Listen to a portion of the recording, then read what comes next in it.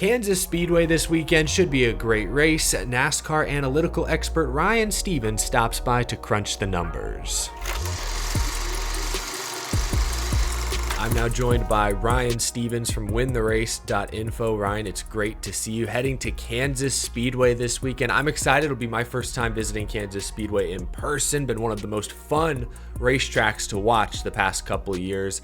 Let's start with who I believe the heavy favorites are, Toyota. Toyota has won 4 straight Kansas races. 3 of them have been 23-11.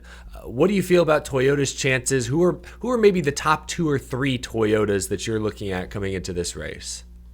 Hamlin and Reddick are the clear one and two for the Toyotas at a track type like this. Like we typically are looking at Vegas, Kansas, Charlotte, other 1.5 type tracks, and only Kyle Larson has a faster or a higher fast lap percentage than Hamlin and Reddick on that track type, using all races 23, 24, Vegas, Kansas, Charlotte. If we look at this season, Reddick could have beat Larson at Vegas, maybe with a couple more laps there. I thought he clearly had the fastest car at Texas, but some things went wrong there on pit road, and he got stuck back pretty far. But if you remember early in that race, he blew by the leader, and he was gaining time. He had a 4 or 5 second lead at one point in that race during like the one long run they got. Reddick's one thing about his pit crew too is they had a bad week that week, but they haven't been terrible all year. He's had a couple, that crew's had a couple top 10 performances as far as our ranks go and win the race. So I don't necessarily see that happening again. But next up would be Truex, in my opinion. He had 8 straight top 10s here before wrecking out last year. So again, I don't know if he could be a race winner. We've seen him kind of buzz by the leaders at some points this year, but it just something will happen, and they end up stronger by the end of the race. But I think as far as like if you're looking for a top 5 or something like that, Truex should be a strong look. Yeah, Toyota won 4 straight Kansas races, 7 of the last 9, and last year it was Denny Hamlin in the spring and Tyler Reddick in the fall. So definitely keeping a close eye on Toyota, no surprise. But I have to ask, Ryan, is Kyle Larson just good everywhere? I mean, you just mentioned, he was right there battling Reddick for the win at Las Vegas, dominated that race. And last year in the 2 Kansas races, he led 85 laps in the spring and 93 laps in the fall. So if anyone is likely to spoil the Toyota train up front, is it Kyle Larson?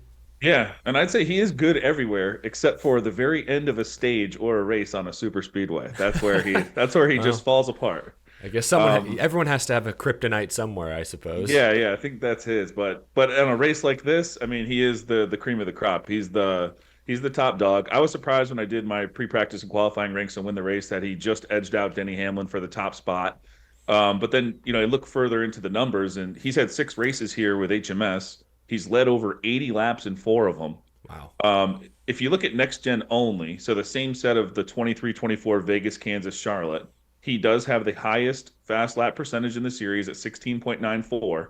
Second place there is Denny Hamlin at less than half at 8.4%. So Larson is just like the alpha here.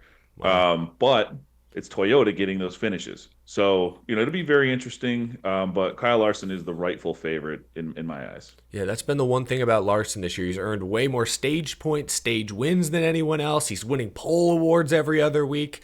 But he's only got the 1 win. We've seen Denny, William Byron, other drivers find victory lane more frequently. Yeah, we talked before we hit record, Ryan. It's hard not to just look at the favorites for Kansas this weekend. But if we try to reach, let's talk about Ford.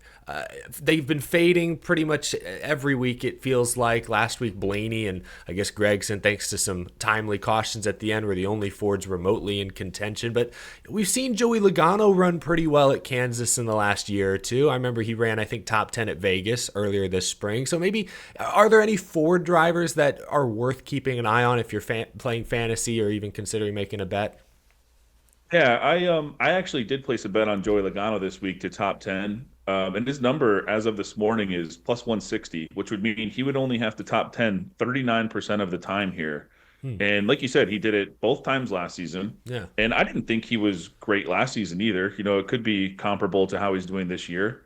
And then, so lifetime, he's finished 25 races at Kansas. He has top 10s in 12 of those. So that's good for 48% of the time. So you're already 9% above where the line is for that. If you just look at his career as a whole here. Logano, too, I think is one of those guys where whether it's strategy or anything like that. And another thing too, we do the pit stop ranks on Win the Race. He is actually top 10 in that as well. So if there's any spots to be gained, whether it's strategy wise or a late pit stop or something like that, perhaps you can gain a couple spots there and inch out this top 10 for everyone. That's a great point. Yeah, Joey Logano, Paul Wolf have been very aggressive when it comes to pit strategy. Kansas could be a place where that comes through. Who else out there is worth taking a look at? I'm just trying to think of who we haven't mentioned at this point. I know Brad Keselowski. I remember he squeaked out a top 5 at the last mile and a half. Are there any other drivers a little bit under the radar that you're watching this week, Ryan?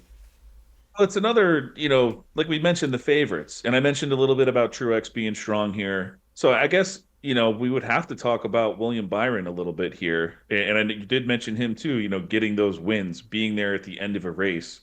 I think he's one that could sneak it out here like he has in the past. So both drivers rank inside the top 10 in my pit stop ranks. I already said that. So Byron, Larson, Logano, everyone that we've talked about so far, Hamlin, Reddick. I'd say Byron is one we have to look at. And then if we go back to Ford, Stewart-Haas Racing has been much improved in the intermediate package this year. You look at guys like Chase Briscoe. Briscoe was really running with all the back markers last year at every intermediate track or in that package. Now, he's, I don't know, 14th, 15th Yeah. consistently. I think it's at least a top 20 car all the time. So I think Stewart-Haas is much improved, and they're fun to watch too.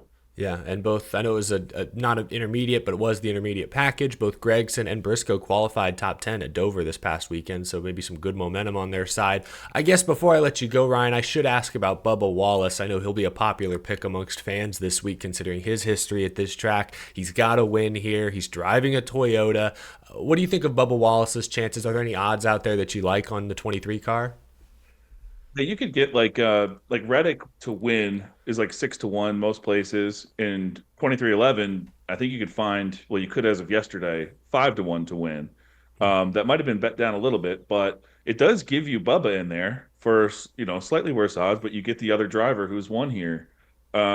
What's interesting is that when Bubba won, he was in the 45. Kurt Busch won in the 45. Reddick won in the 45. I mean, I don't Something know about what that that number. means, but it's that team, so I'm on Reddick. I did bet Reddick to win already this week. Like I said, I just thought he was the best car there. So I don't know if it is a 45 versus 23 thing, And the other thing with Bubba is I feel like he's just been a magnet for disaster this year on these tracks. Like it's been a much faster car than the results have shown. And so I guess, that probably cannot last forever. And if there's any place for him to break it, it would be here, where we've seen him just run so awesome over the last few years. But yeah, I don't know if I would bet him to win. But if you ever found like a good top 10 number, something like that, I think Bubba's very strong. I think his better or worse on underdog, which you can play little parlays there over under finishing positions, is 8.5. And I think he can finish better than that. I don't necessarily think he can win, but I think he can finish top 8. Yeah, top 8 for sure. Like I said, he's got 3 top 10s in the past 4 Kansas races. But yeah, like you said, a couple of bad break DNFs the last couple of weeks. Great place for him to potentially turn things around is Kansas Speedway. Ryan Stevens, thank you so much for being on the show. As always, providing some analytical expertise. Of course, folks can find more of your work at wintherace.info. Really appreciate you being on the show today, Ryan. Have a good one. Thank you very much. Appreciate it.